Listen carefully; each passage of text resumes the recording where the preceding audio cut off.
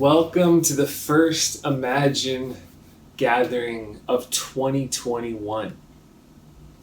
Now, today's a little bit different because just like right after Christmas, I wanted to give everybody who's involved in Sundays, more of a break. As you're in those weird after Christmas kind of New Year's, but the New Year's is over and you still have 3 days left before that Monday, where you're kind of in that foggy, do I just keep eating or do I start working out yet? We're in that kind of in-between space. And I wanted to just give everybody a break. Let's just keep things minimal. And for this first Sunday of the year, instead of focusing on sort of the music and the worship and doing the whole Sunday thing we normally do, let's have just me come, talk to the people, lead you all into an exercise, which we'll get into in the middle, that will prepare our hearts and hopefully clarify some things in our minds, which hopefully will then activate our bodies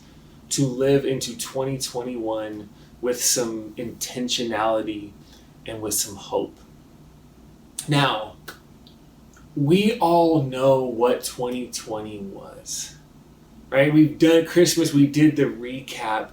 So many people were taught, it was one of the hardest, most bizarre, strangest years that collectively we have all experienced. And we all know that, and we've talked about it ad nauseum, both here with Imagine, but also just any sort of media we can interact with. There's so many great recaps. And so I don't want to spend my energy talking about what 2020 was, because we already know what it felt like, what it did to our world, what it did to us, what it did to where we thought our life was going.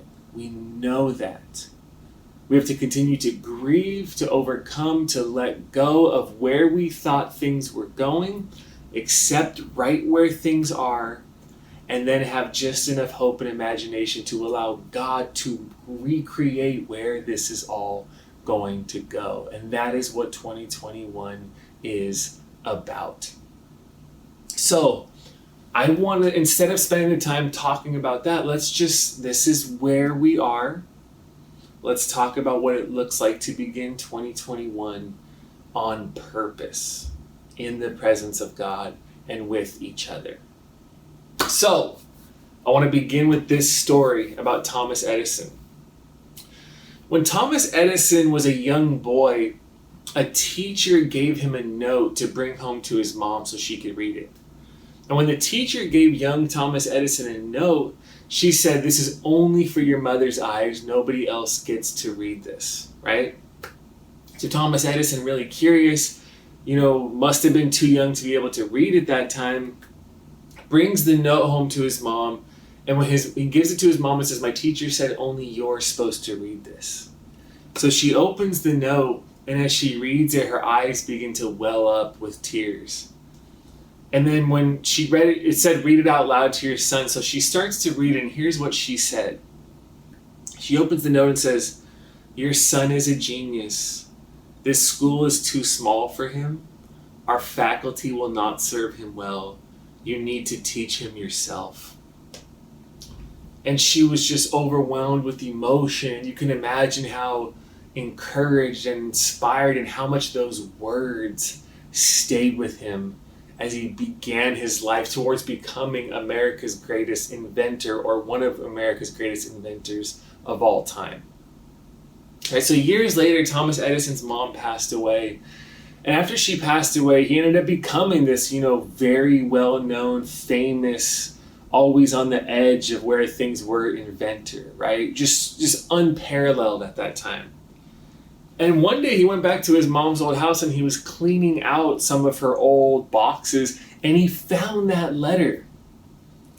And he finds the letter that the teacher wrote to his mom, and he opens it up and he reads out loud what it actually said. And so when he read the letter, this is what the letter really said. It said, "Your son is mentally deficient. We cannot let him attend our school anymore. He is expelled." It wasn't what his mom said. The teacher said something that was actually quite the opposite. The mom said the school's too small for you and how big you are and how much of a genius you are. But what they were really was saying was his mind, his intellect was too small to even be able to handle regular school. So when he read that, he got very overwhelmed with emotion, and then he took out his diary and he wrote this. He wrote, Thomas A. Edison was a mentally deficient child whose mother turned him into the genius of the century. You know what that story shows us? Words are powerful. Words have the power to shape how we think about ourselves, how we relate to the world, and how we even allow our hearts and our imaginations to be unleashed into this world. Think about how powerful words are. Have you ever had those moments where someone says exactly what you needed to hear in that moment to keep going? Or there's a moment where you knew there was more. You knew that what you had been taught wasn't the last word on the matter. You knew that people were missing something. There's something they weren't seeing.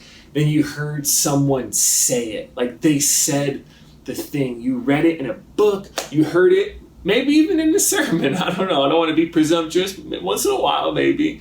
You heard it somewhere. When they said it, you're like, yes. Like that phrase captures everything I've been rumbling with for years. And then they said it, and it confirms everything, and it plants your feet even more firmly on the ground, and you're even more committed to the path ahead. Or maybe there's times where you were in a bad place, right? Filled with despair and self-doubt, wondering if there was any way forward. And someone said something that just changed everything. Something that inspired you, that moved you, that spurred you on to action, that gave you hope, that gave you energy. And in that moment, somehow them saying that was like a beam of light that lit up the path that you were still trying to believe in. Right? Words are powerful. Words can begin to live inside of you and reshape you from the inside out. Words in the right moment can change everything. Which is why the great Rabbi Abraham Joshua Heschel said, words create worlds. It's like the words someone speaks opens up a new world, and you can begin to actually live. I don't know why I did like part of the Dougie, but you can actually begin to live into that world that was created by their words. What's interesting, the word for word in the Hebrew language is the word devar, right? Say it with me, devar. Yeah, it rhymes with, say, lamar, which makes me think of a story. I think I told this before, but I got some memories on my Instagram that, on January 1st last year, the beginning of 2020, Christine and I were at a Lakers game in LA with some friends. And I remember Christine was so excited to be there. We were at Staples Center. We had great seats with some good friends who bought us the tickets. And we were so hyped to see LeBron James. And there was 3 to 4 times where I think just in her excitement, she wasn't just thinking straight. Christine was like, oh man, Lamar. Dude, look at what Lamar did. Lamar did that. He's probably thinking of Lamar Odom. But she called LeBron Lamar 4 times. And on the 4th time, I was like, babe, I love you with all my heart. You know that. Our family means everything. But you gotta stop calling LeBron Lamar. I just can't take it anymore.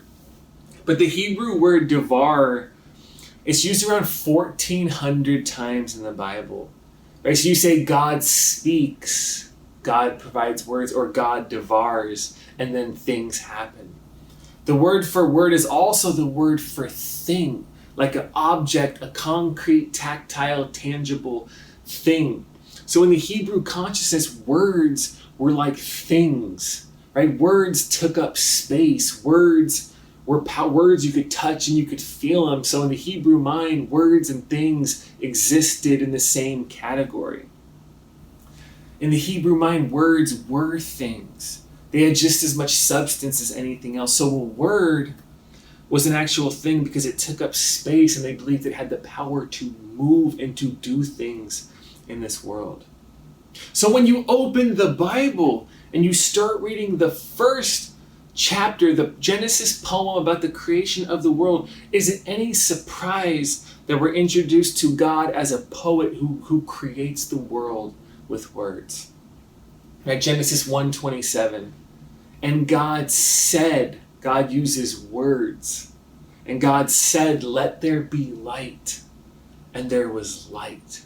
And then God kept speaking, and the universe in that story, in the poem, keeps coming into existence. Words create new realities. And when this God speaks, the poet of Genesis 1 insists that things happen. God can give birth to an entire universe with words by devouring it into existence.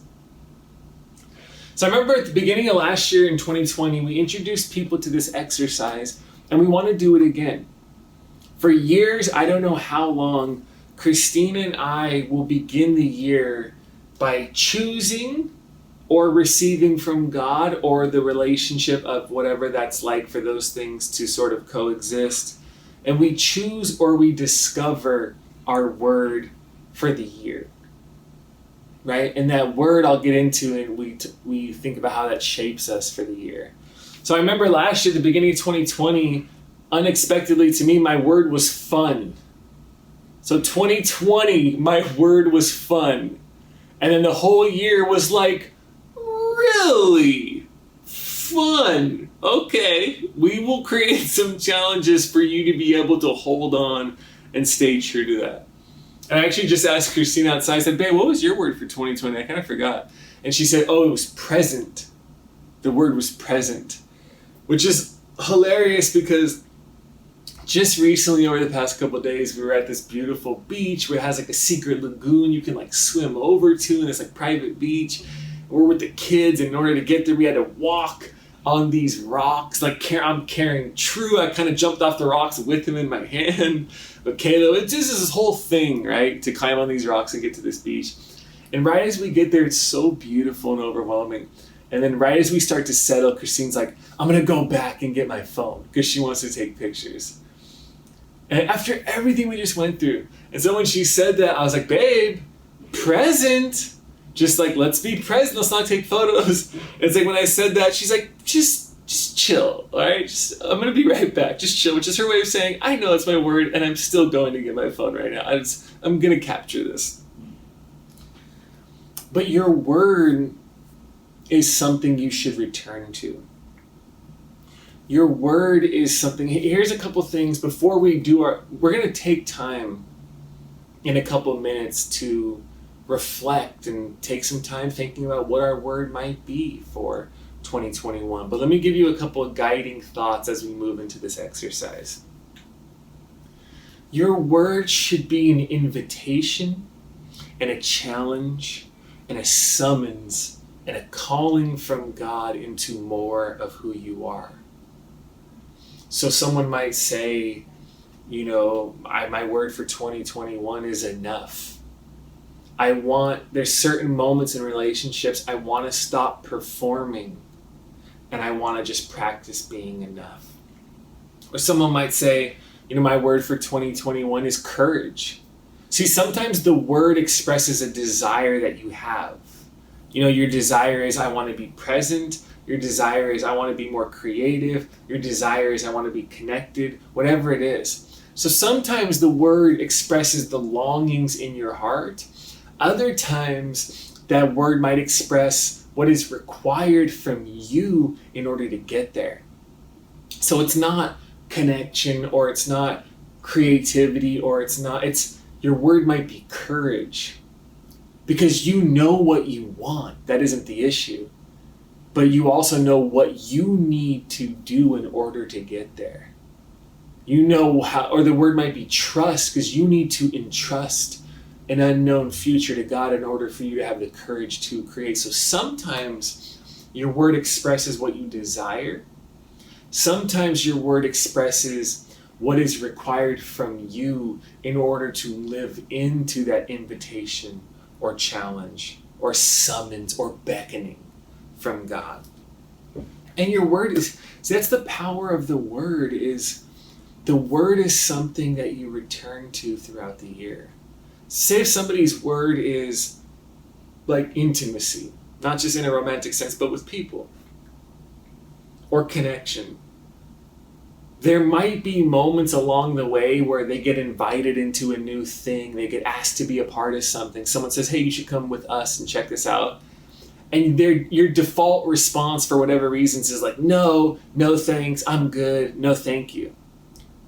But it's like that voice is your traveling companion that God uses to keep calling you forward. So when your default response is like, I'm good, no thanks, the word's like, remember your word and your desire was connection. This is a moment of connection. Why are you saying no? And it kind of snaps you back to like, oh, I'm going to say snaps back to reality. Oh, never mind. But it snaps you back, like, remember that was your desire. You want to say no, but if you want to live into that, have the courage to say yes. So your word keeps calling you forward. God can use these words as things, as like the gravitational pull into a new experience this year. So we're going to take 10 or 15 minutes. I'll let some music play. Thanks to Wes, of course. I'm not going to be the one doing that. Maybe if we can, we'll even put a timer right here so you know. I'm not sure yet, but we're going to take 10 or 15 minutes. And I'm going to put those two questions up there to guide you during this time. One, what do you desire for this year? And then two, what do you need to live out in order to get where you sense God is inviting you? So your word might express where you want to go, or your word might express what you need to do in order to get there. And as you think about those two things, as we take the next 10 to 15 minutes, my hope and my prayer is that something will begin to resonate. A word might start to come up, and maybe in this 10 to 15 minutes, you'll get that word. And that will be something you will carry with you through this year. And perhaps we'll do some more on those words these next couple of weeks. Or even if you don't get it right away, this next 10 to 15 minutes is the beginning point of the next few days, the next week of wrestling with and wanting to hear from God about what those words are.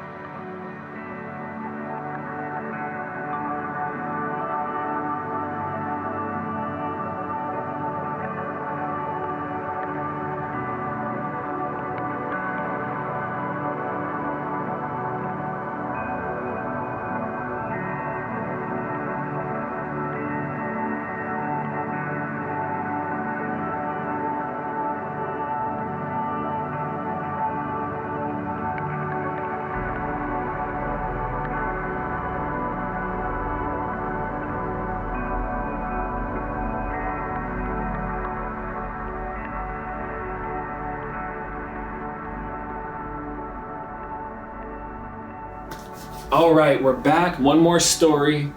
Some final thoughts for the year. 2 Corinthians 4:16, Paul writes, "Therefore we do not lose heart. Though outwardly we are wasting away," or one translation says, "even though it seems like things are falling apart," which I love, "yet inwardly we are being renewed day by day." Outwardly things are falling apart, but inwardly God, the Spirit, has the power to renew us day by day. You know, for 2021, it's not only about what's happening around us, it's about what the Spirit is doing in us. So your words are going to put your bodies into action. They're going to give you courage. They're going to help you move forward, but sometimes they're actually going to help you pause, stop, trust, breathe, relax, and pay attention to how the Spirit is renewing you day by day within you. Outwardly, we are wasting away. Outwardly, things might be falling apart, but inwardly, we can be renewed day by day. You know, there's one of the most 2020 images I have in my imagination as we move into the new year comes from this moment where Christine and me and True and Michaela, we were walking towards a beach we go to a lot, like in the Hawaii Kai area. And we were walking through this section of houses in order to get to the beach. And one day, when we walked this path countless times, like over and over.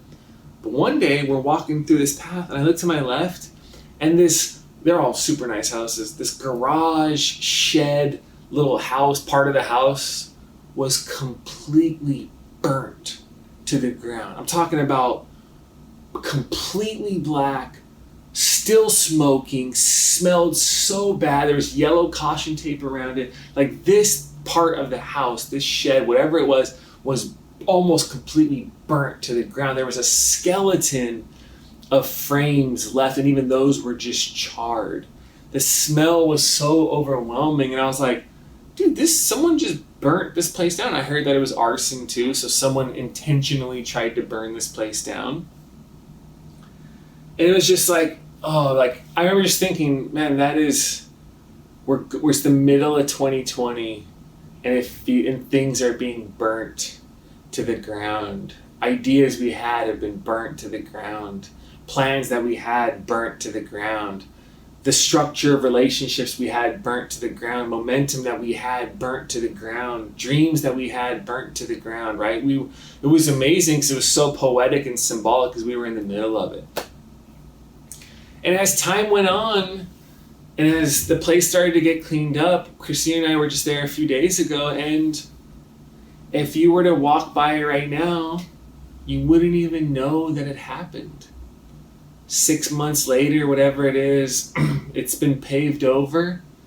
It's because it came to the ground. It's almost like, I don't know if it's like a parking stall, but it's like there's this wide open space where you can see more greenery and you can see people's garden over there. And it was like you never even knew anything got burnt to the ground. At once, what looked so painful and tragic, and even the stench was so powerful in the air. Now, if you weren't there when I was there, you wouldn't even know. And it actually looks more spacious and newer and cleaner and filled with more potential and better than that old shed ever looked in the first place. There's more space, and it's more open, and it's like it's been renewed, and it's a whole new thing.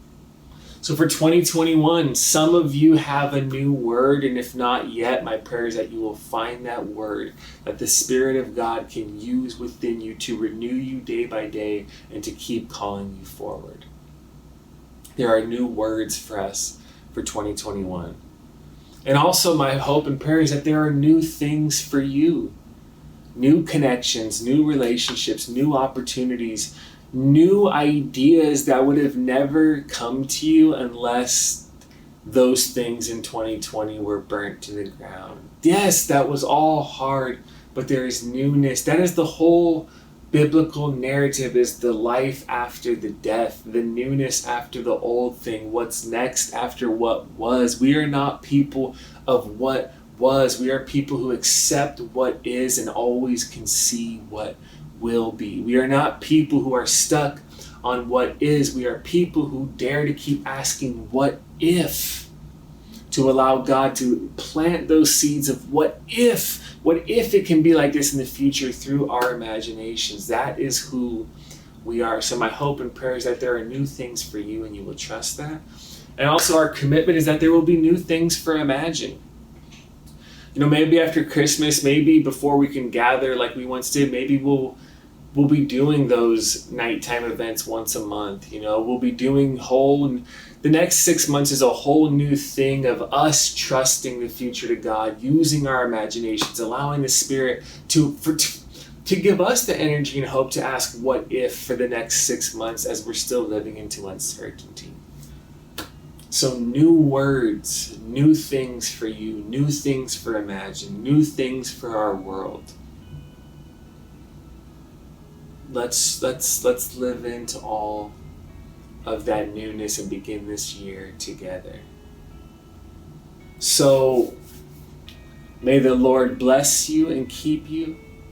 May the Lord make his face shine upon you and be gracious to you.